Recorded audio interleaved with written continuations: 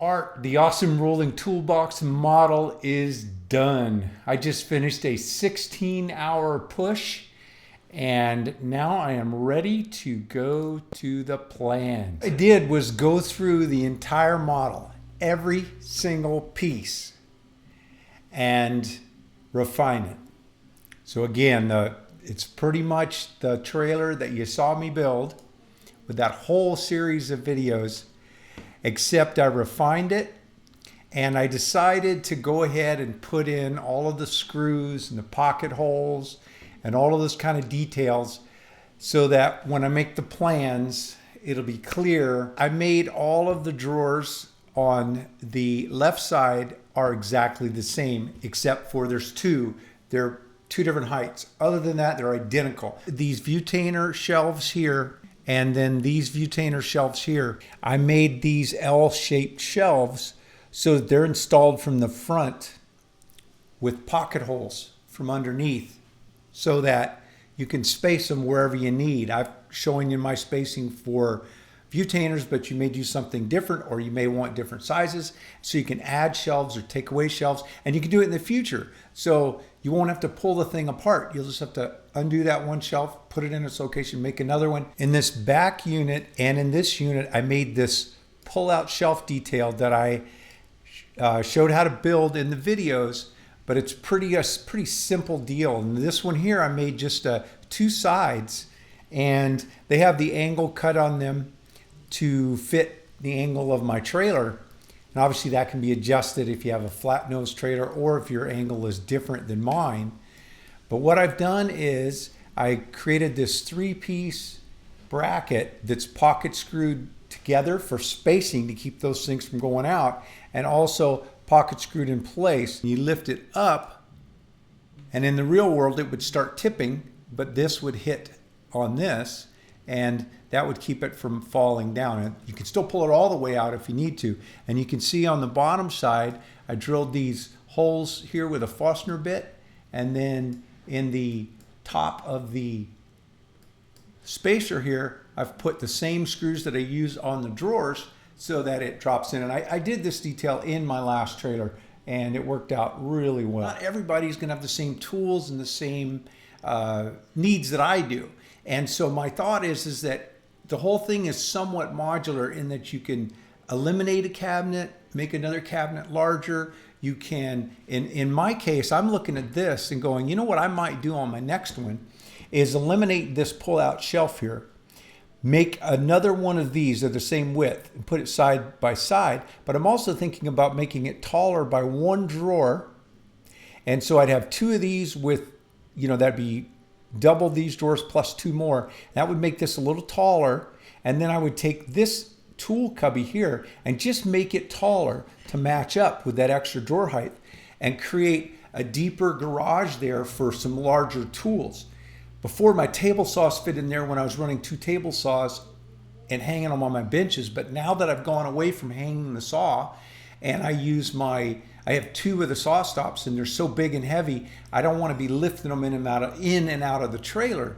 So I decided to give up on the hanging. The bench would hang them just fine, but they're just so heavy to move on and off the job. I want the wheels. So instead of putting them in there, I'm just putting them in the aisleway, and I just roll them out of my way when I don't need them. But it's opened up a lot of space in here. But my miter saw, which sits up here, I wanted it to fit in here, but it was too tall. So my thought is that by making this taller, I could get 2 miter saws in there, still get my Craig Foreman and a couple other big tools in there. This is just a great big tool bay.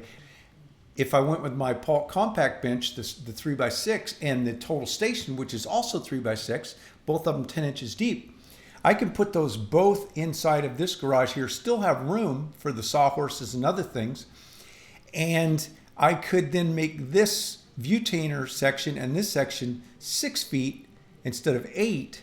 And then I could create, actually I could just make this Vutainer section 6 feet, leave this at 8 feet for the tool storage, and then put in another drawer bank, just like the one on the left side in there. So there's just a lot of, I wanted to make this in such a way that a person could build it this way or use it as a launching pad to build whatever you need to fit your needs. And in the future, if your needs change, I didn't want it to be too hard to go in and pull something out and put in a different one or remodel it. So these are all screwed back to the metal studs of the trailer. You know, I've got the wood liner on the trailer, but I don't use it for structure. That's just, it's for looks.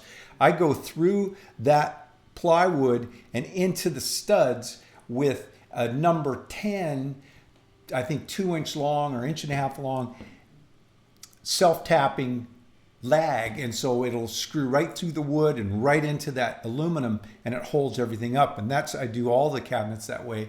And then on the floor, I screw down to the wood in the floor as well. So the entire project is made out of plywood. I use AC plywood. That's an industry standard. It grades A side, C side. One side's a little better looking than the other. It's what I make my benches out of. It's what I make all my shop accoutrements out of. And when I build a shop and the cabinets in the shop, or a garage for somebody, it's the material that I use.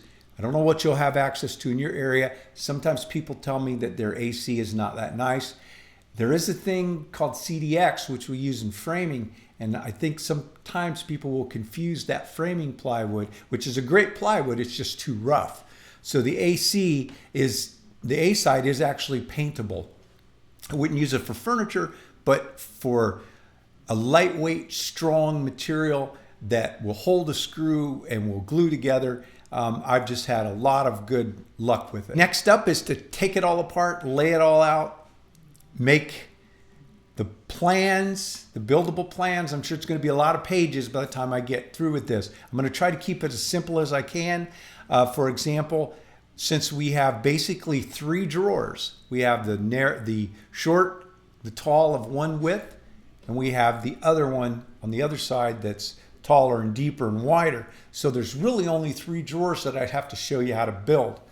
All these cabinets, these 4 are identical. These 2 are identical other than they're a little shorter. Once you see how to build these lift up shelves, they're the same. These are just rectangular and these have an angle to them, but the detail for them is the same. I think I've got this set up so that it will be a project that'll take some time. But once you set up one operation, if you lay out what you want to do, you can be productive and do all of your cabinet sides, all of your drawer bottoms, things like that. When you build the cubbies, you can build the tops and the bottoms on all 3 of them are identical. So you can make 6 of those, get them all set up and get in production. It can be a little tedious, but that way you can get it all done and set your tools up for one operation, break down, go to the next operation, and get a big pile of processed material and ready for your assembly, just like if you were doing a big cabinet job. If you like these efficient designs, if you like working with SketchUp, any of these things, give me a thumbs up, subscribe to the channel. Most important, share the video with somebody else. If you want a set of my current workbench plans, or if you want to keep an eye out for when these plans are available, click on the link right here in the video. Thanks for taking the time to watch. Have a great day.